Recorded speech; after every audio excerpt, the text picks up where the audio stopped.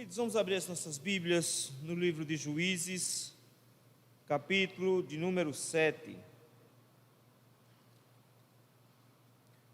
Juízes, capítulo 7. Nós vimos na semana passada até o versículo de número 15.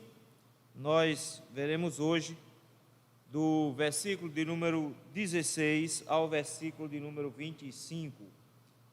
Diz assim a palavra do Senhor: Então repartiu os 300 homens em 3 companhias, e deu-lhes a cada um nas suas mãos trombetas e cântaros vazios, com tochas neles. E disse-lhes: Olhai para mim e fazei como eu fizer. Chegando eu às imediações do arraial, como eu fizer, assim fareis. Quando eu tocar a trombeta, e todos os que comigo estiverem, então vós também tocareis a vossa ao redor de todo o arraial, e direis: pelo Senhor e por Gideão.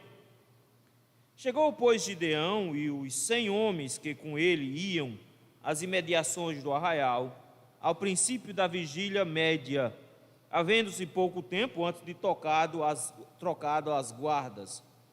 E tocaram as trombetas, e quebraram os cântaros que traziam nas mãos.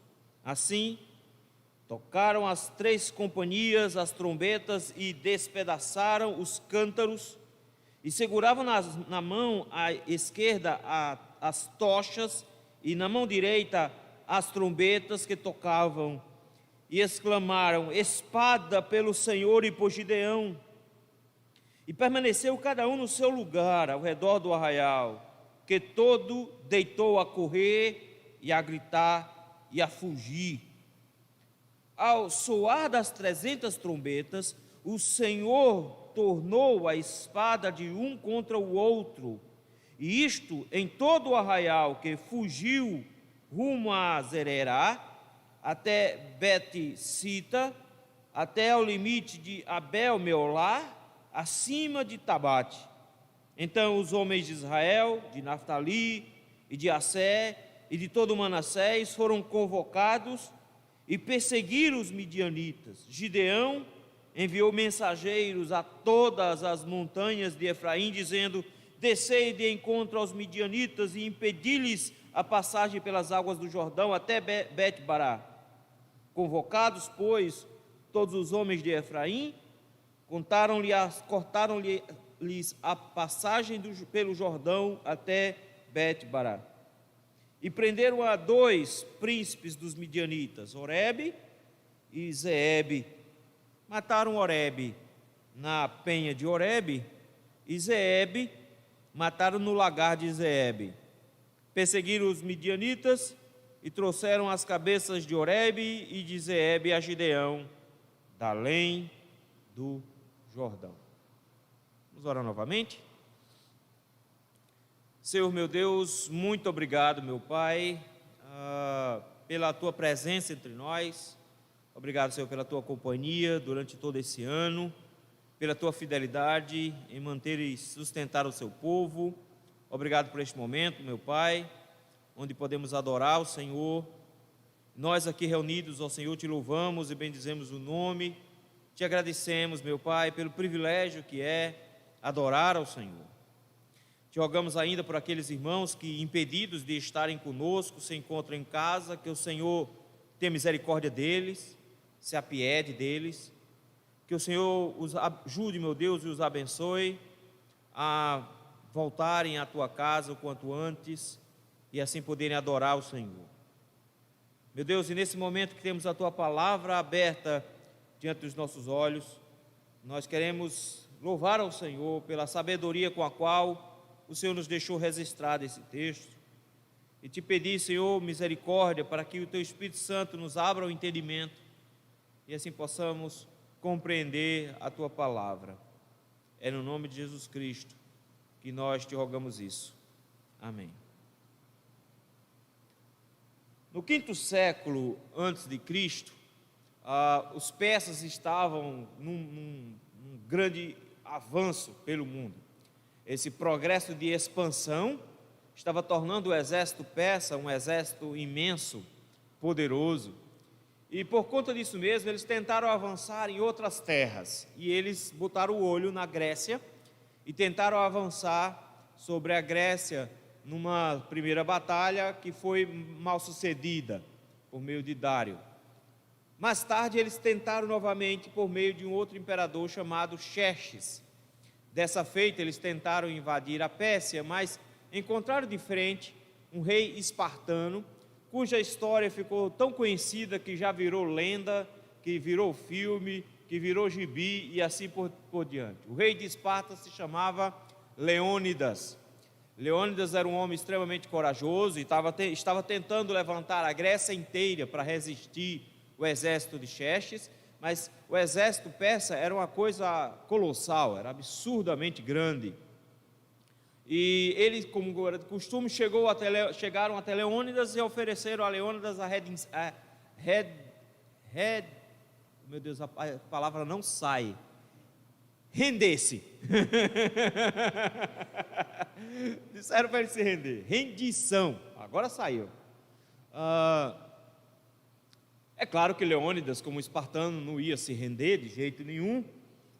Chegaram a ameaçar, dizendo que Xerxes iria escurecer o sol com tanta flecha que ia lançar em cima deles. E Leônidas chegou a dizer: não tem nada não, a gente luta na sombra.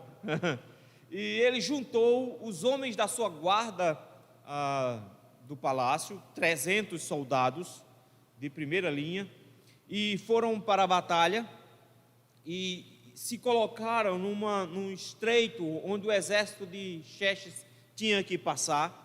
E com esses 300 homens inicia-se agora as chamadas guerras médicas.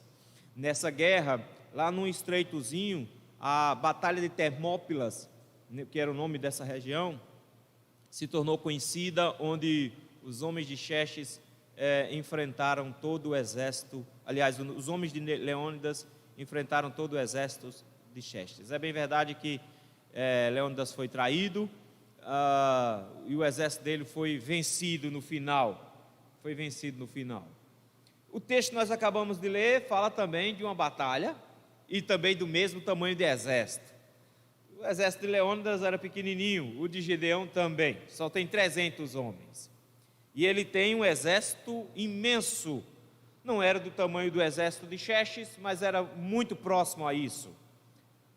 Enquanto Gideão tem 300 homens ao seu lado, o exército inimigo tem 135 mil soldados, e não só 135 mil soldados.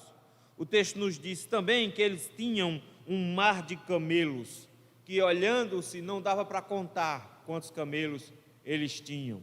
Então era um exército fortemente armado, treinado e com equipamento de primeira, eles estavam montados. O Senhor tinha diminuído muito o exército de Gideão, ele chegou a ter 35 mil homens à sua disposição. Mas o capítulo 7 iniciou o Senhor dizendo: ainda tem gente demais. Por 2 vezes o Senhor disse: tem gente demais. Na primeira vez ele tirou um grande número de pessoas, a ponto que ficaram, diz o texto, versículo número 3, 22 mil foram embora e só ficaram 10 mil homens. E ele ainda disse: tem gente demais. No segundo teste, ficaram somente os 300 que iriam acompanhar Gideão. É óbvio que, diante de uma desproporção tamanha de exército, qualquer um ficaria temeroso. Deus então dá a Gideão uma última prova de como ele seria vencedor nessa batalha. Faz ele descer até o exército midianita, lá embaixo, lá no vale, e escutar uma conversa entre 2 homens. Um conta a história de um pão de cevada, parece era grande, que vinha rolando ladeira abaixo e bate na tenda do general e vira essa tenda. E ela então diz, o comandante, e o outro então diz: isso não significa outra coisa a não ser que é Gideão descendo com a sua espada e destruindo o nosso comandante. A gente perdeu. Gideão viu nesse dia que o principal inimigo do exército midianita não era a sua espada. O principal inimigo do exército midianita era medo. Medo, meus irmãos, nos paralisa. Medo nos faz ver um problema que às vezes é pequeno, como imenso, exagera a lupa com a qual nós olhamos as coisas ao nosso redor. E era assim que os midianitas estavam enxergando. Por quê? Porque de repente os midianitas estavam crendo em algo que o próprio Gideão estava duvidando. Os midianitas estavam crendo que o Deus de Israel tinha entregado o exército deles nas mãos de Gideão. Gideão volta animado. Quando ele viu que o exército estava com medo, e olha, ele vai justamente para o fronte, para a área onde deveria ter os soldados mais corajosos, e viu que eles estavam assustados, estavam com medo.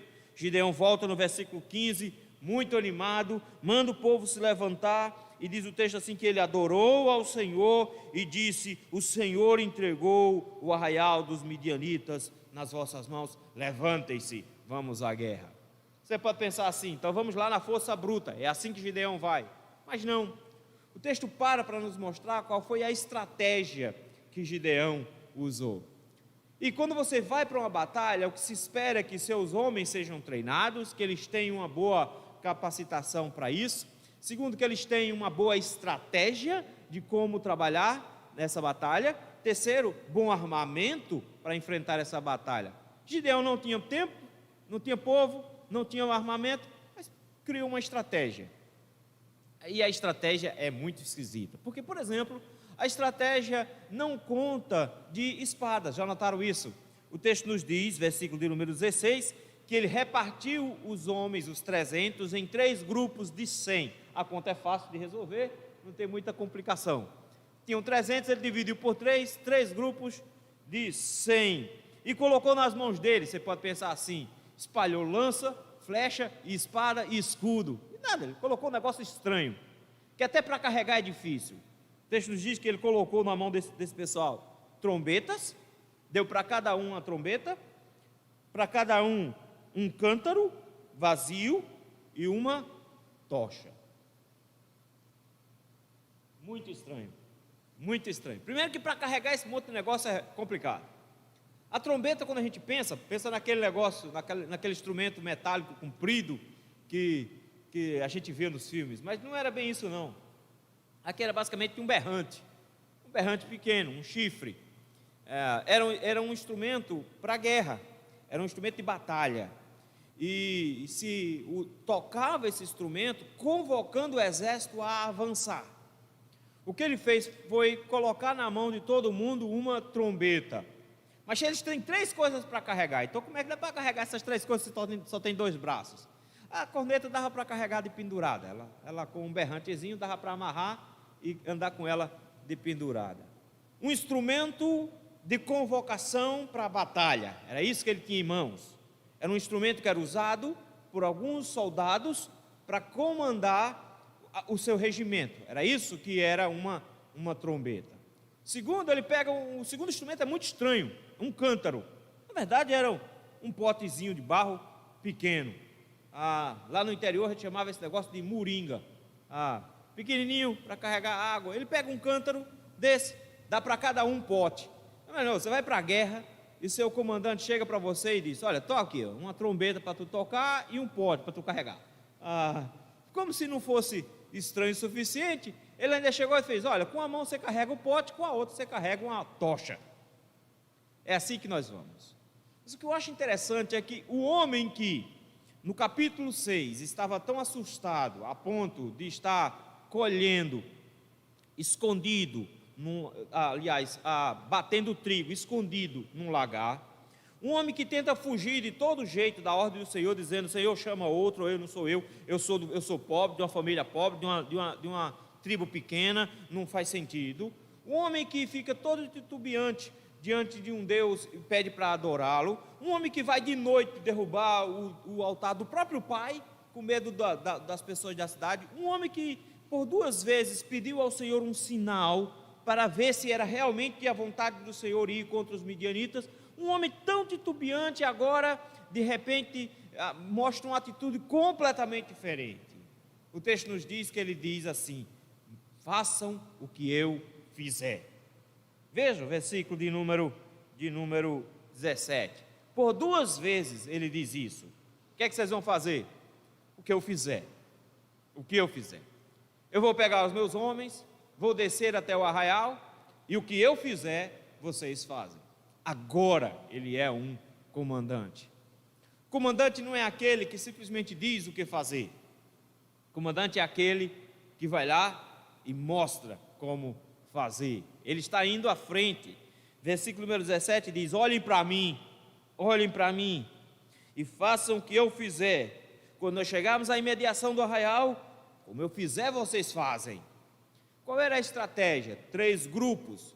Eles estavam descendo de uma montanha, e o exército midianita tinha vindo da região deles, passado o Rio Jordão, e se encaminhado em direção às montanhas.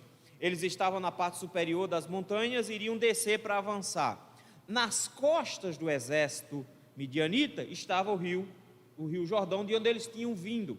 Então eles estavam avançando em direção às montanhas. A posição de Gideão era mais estratégica, era melhor.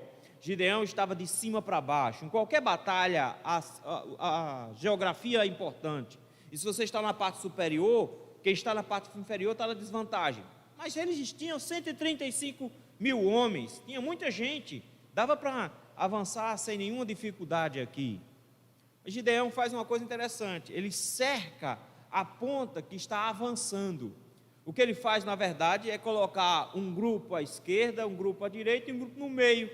Ele dividiu os 300 homens em 3 grupos, e eles pegam os grupos justamente na parte que está adiante do exército. Cercaram a parte adiante do exército. Mas a retaguarda do exército, aquela parte que estava voltada para o Rio Jordão, essa ficou aberta.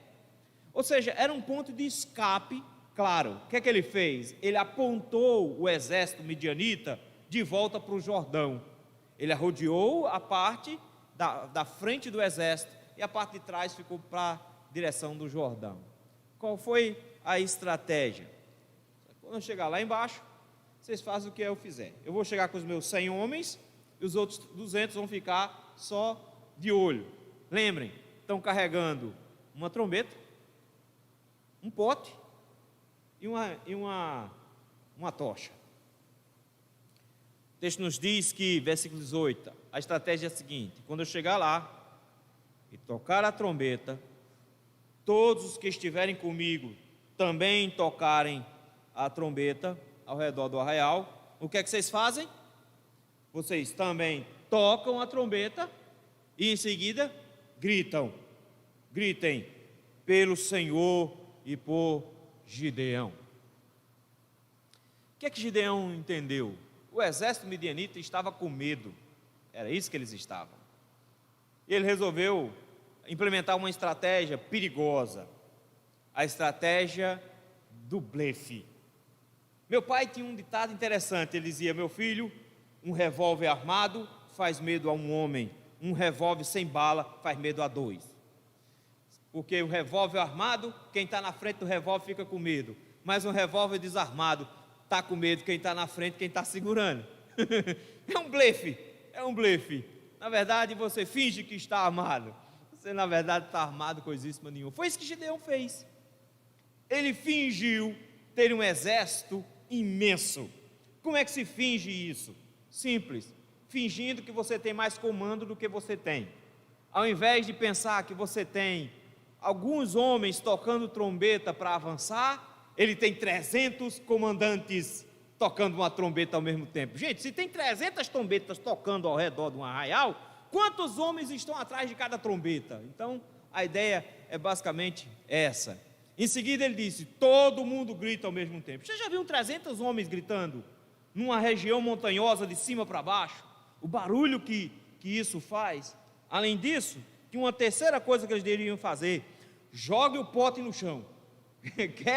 quebra os potes. Imaginou o barulho de 300 potes quebrando em cima de pedra? Era um barulho de pedra rolando por tudo quanto é canto. Era um exército despencando lá de cima, com todo gosto, com toda vontade. Era esse o barulho. O que ele fez foi uma bela encenação acústica do avanço de um exército. Toda a estratégia de Gideão estava em fazer uma encenação por meio de ouvido. Ele encenou um exército imenso atacando. Essa foi a estratégia. Para que isso funcione, ele vai na melhor hora da noite, versículo de número 19. Chegou Gideão e os 100 homens que com ele iam às imediações do arraial. O texto diz assim: ao princípio da vigília média, havendo-se pouco tempo antes trocado as guardas. O que é que ele fez? Desceu na hora certa. Vigília média, quem diga aí por volta das 10 horas da noite. Pastor, era cedo. É cedo para você que tem energia elétrica. Nessa época ninguém tinha energia elétrica, eles estavam no meio do mato.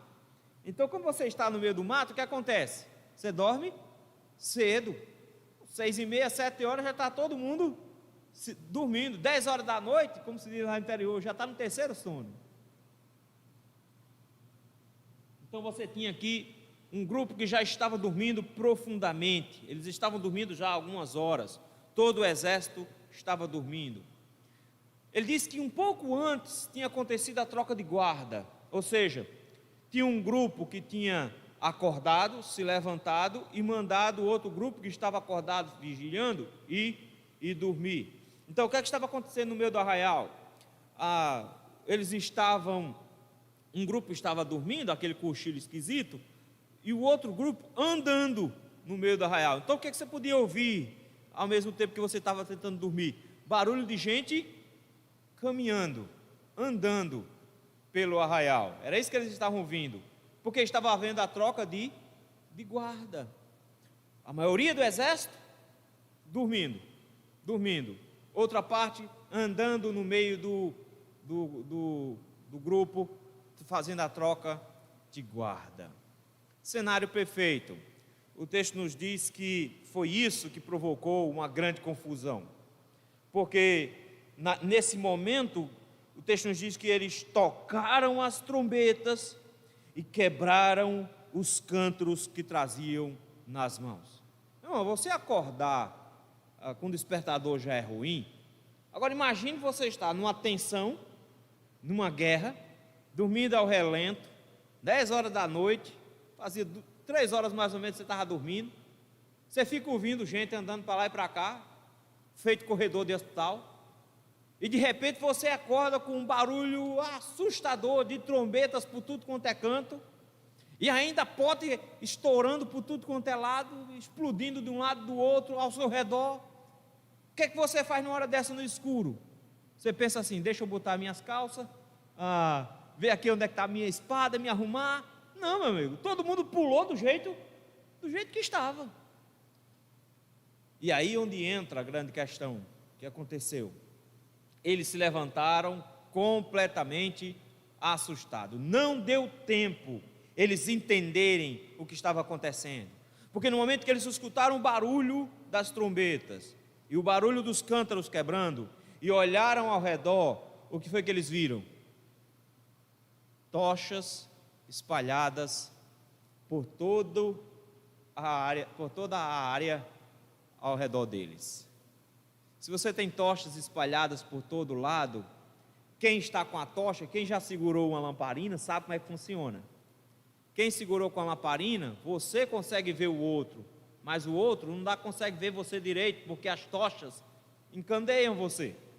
Então você tem tochas por tudo quanto é canto. Os israelitas podiam vê-los, eles estavam bem iluminados agora, mas eles não conseguiam ver os israelitas direito, eles só viam as tochas espalhadas por tudo quanto é canto. O que é que você faria, acordando 10 horas da noite, com barulho de guerra ao seu redor, ouvindo tropeços por tudo quanto é canto, barulho de coisa quebrando? O que é que você faria? Obviamente, eles entraram em desespero. Que estratégia boa, não é? Uma estratégia, não, meu, foi blefe. E quando você blefa, você tem 50% de chance de conseguir, de acertar, mas você também tem 50% de chance do negócio não colar.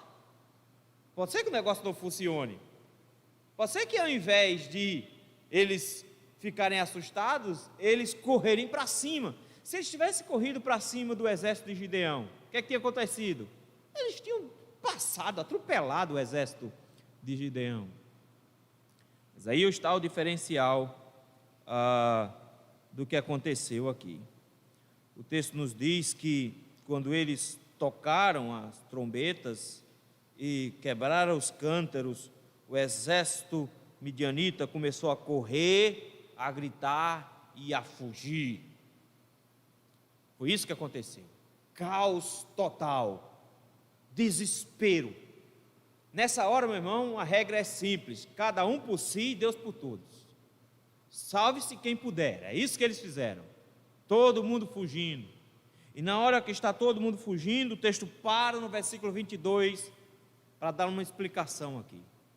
Versículo 22 diz: ao soar das 300 trombetas, o Senhor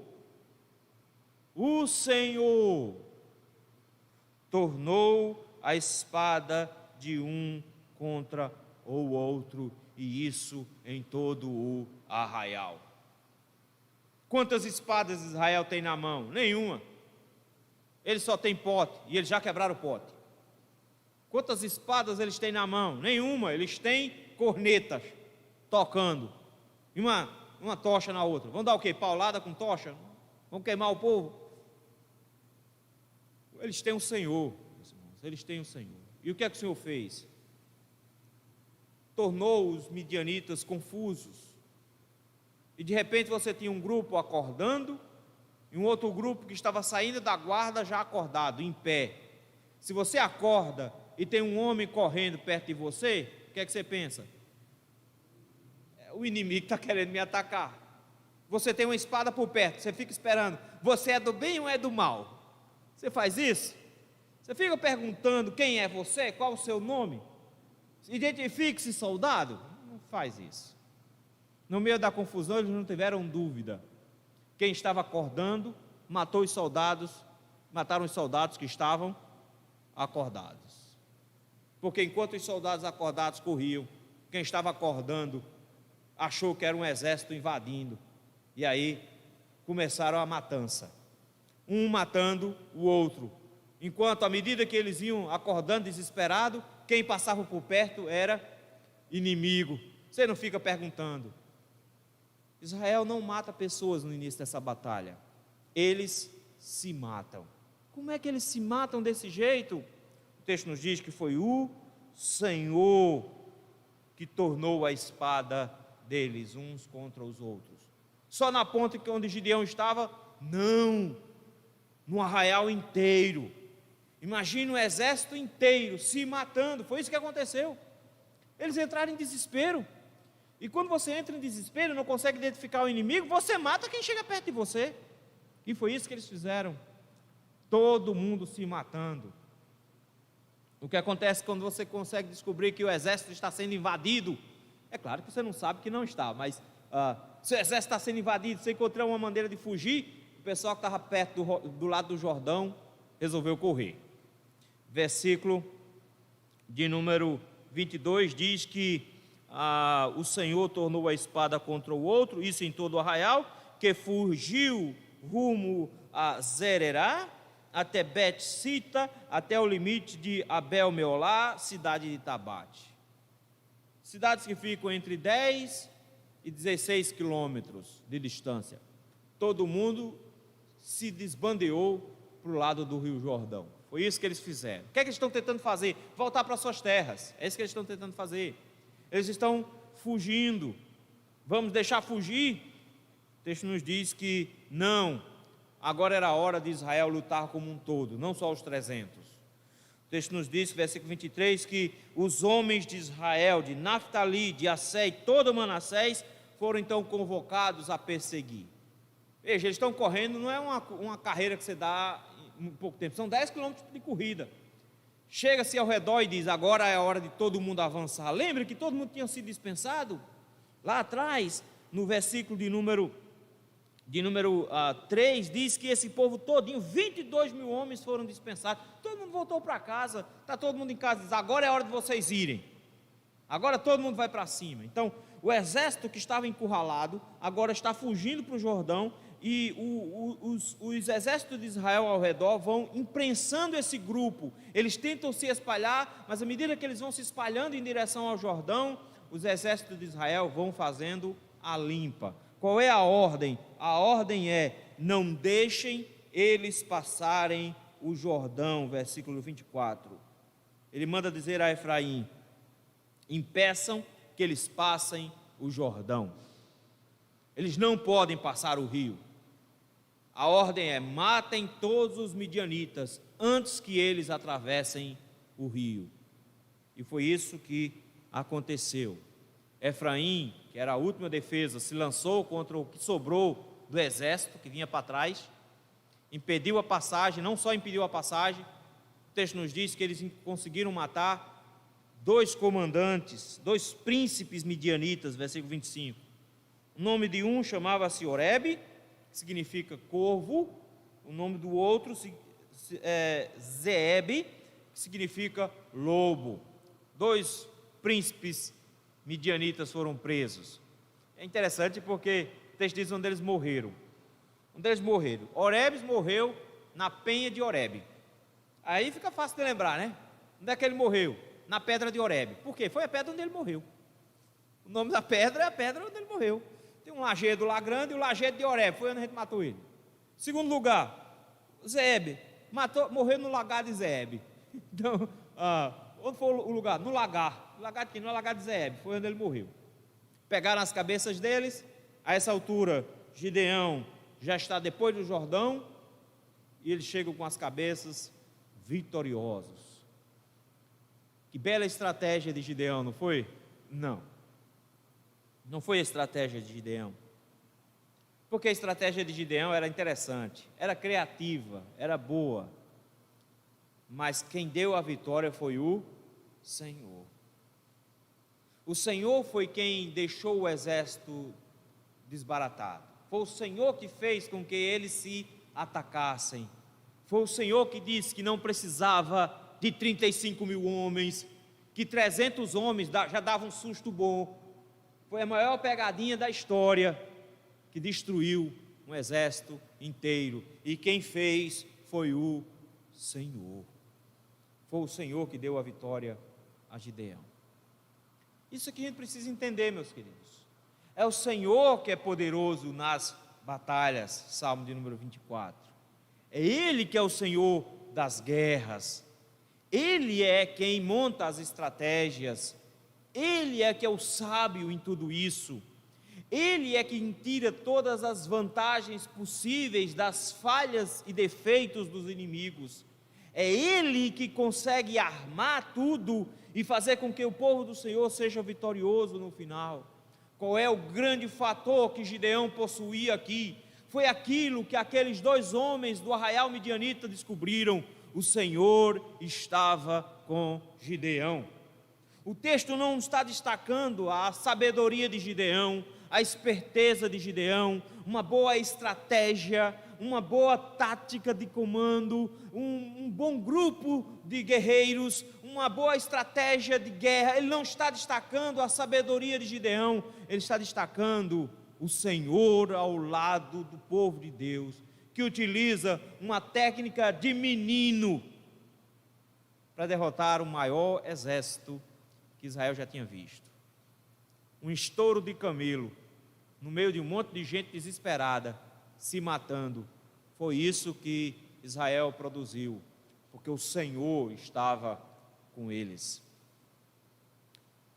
Nós temos um 2021 pela frente. Como eu falei, esse é o último domingo do ano. Às vezes a gente faz alguns planos, né? Nós fizemos alguns para 2021. Às vezes os nossos planos se desmancham todinhos. Isso aconteceu com 2021. Quem estava querendo fazer dieta e passar o ano na academia, passou o ano trancado em casa comendo. Então, digamos que não funcionou direito o negócio, né? Mas no final das contas, queridos, o que é que nós precisamos nos lembrar? Que não são nossas estratégias. Não é dos fortes a vitória, nem dos que correm melhor, diz o hino. É daqueles que confiam no Senhor. Como é que nós encerramos 2020 e vamos entrar em 2021? Pensando assim, eu preciso de uma melhor condição para que 2021 esteja melhor para mim, então vou tentar me organizar aqui. Pode ser que a resposta do Senhor seja: tem gente demais, está na hora de diminuir o exército de 35 mil, de 32 mil para 300. Quem sabe você esteja pensando assim: mas vou usar uma boa estratégia pelo menos, a gente tem pouco, mas pelo menos tem esperteza. Não, meus queridos, não é a nossa capacidade que fará de 2021 um ano melhor, não é a nossa esperteza que fará 2021 um ano melhor, será a nossa confiança no Senhor, de que Ele está conosco.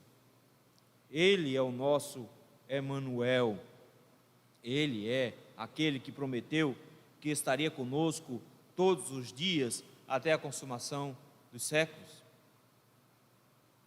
Em que nós estamos nos confiando para que 2021 seja bom? Na invenção de uma vacina que deveria se levar entre 7 e 10 anos para ficar pronta, e ficou pronta em 7 meses? É nisso que você está se confiando? Você está se confiando que os governos do mundo vão conseguir resolver esse problema? O que você está se confiando? Você só vai sair de casa e botar a cara na rua quando a coisa melhorar?